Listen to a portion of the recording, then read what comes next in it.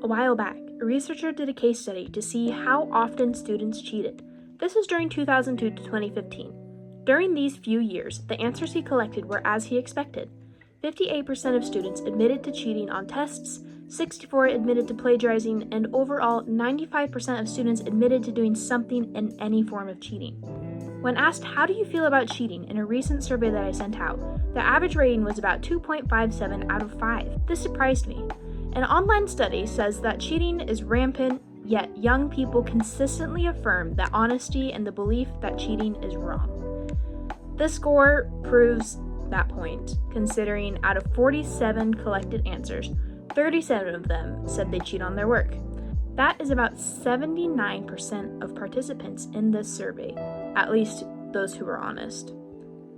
But why are so many students cheating? Let's listen to what they've said. Too much work on my plate. I had 4 tests on one day. I didn't have time and wasn't prepared. I couldn't afford the mistake. I didn't have time to finish. I panicked. I didn't have time and needed to get it done. I was stressed. I didn't have enough time to do it. I didn't have enough time to complete the assignment. It was a hard test and I didn't know how to do it. School is hard no matter how much I study. It was an unfair assignment and the teacher refused to help. I didn't know the work and needed to get a good grade or I would fail. I didn't know what I was doing. If I didn't pass, I would have had to retake the class again. I would have failed the class and my parents would have been mad. Of all these answers, a lot of students have said that they feel like they don't have enough time. Are students being so overwhelmed by their work they just don't have enough time to complete it all? Or are they putting it off until last minute, and that's why they resort to cheating? Let's see what the teachers have to say. They procrastinate on work and panic. It seems easier than doing the actual assignments. Students are behind and haven't planned well. They're rushing to get things done. They don't understand the material and don't ask for help. It's easier for them. They're super busy and don't feel like they have time. They just don't want to do it. They put the assignment off until the last minute and panic. They're afraid to get a poor score and cheat instead of asking for help. To get a good grade, they aren't prepared. They panic and think they can't do it. They're too lazy to do the work. They're scared of failing. They didn't pay attention in class. They're trying to please someone else. Laziness. It seems that teachers believe that students don't have enough time as well.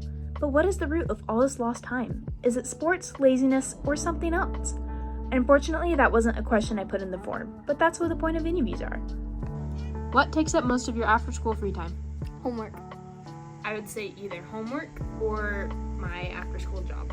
Extracurriculars, homework, or musical stuff. Pretty much mostly practicing stuff. My extracurriculars take up most of my time, which is just theater for the most part, so rehearsals and show. And then I also do NHS. The thing that takes up the most time after school is probably my sports or work or spending too much time on my phone.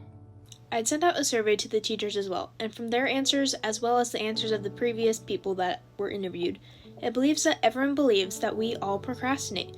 But why do people procrastinate? I believe that they procrastinate because they feel like they have other important things, such as their job, their after-school activities, or other classwork that they might have gotten assigned earlier, but turns out that they didn't do it in time. So why do students procrastinate?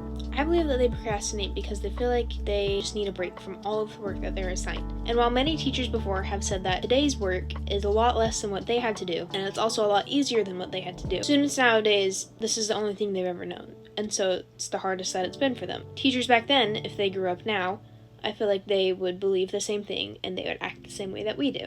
But how do we stop students from cheating? I believe that students would stop cheating if they stopped procrastinating. Phones are also a big problem. Social media, messaging, Snapchat, Instagram, Facebook for some of them, it's all become so addictive and time-consuming. Students don't know what to do with their lives anymore. There have been studies that show that setting time limits for yourself or doing competitions between you, your friends, your family, your peers, to see who can have the least amount of screen time can be very beneficial. Not only does it help reduce the amount of screen time that you have, but it also helps reduce the addiction that you have to your phone. And by decreasing the use of your phone, you're able to decrease the procrastination that you have in order to do your work on time without cheating.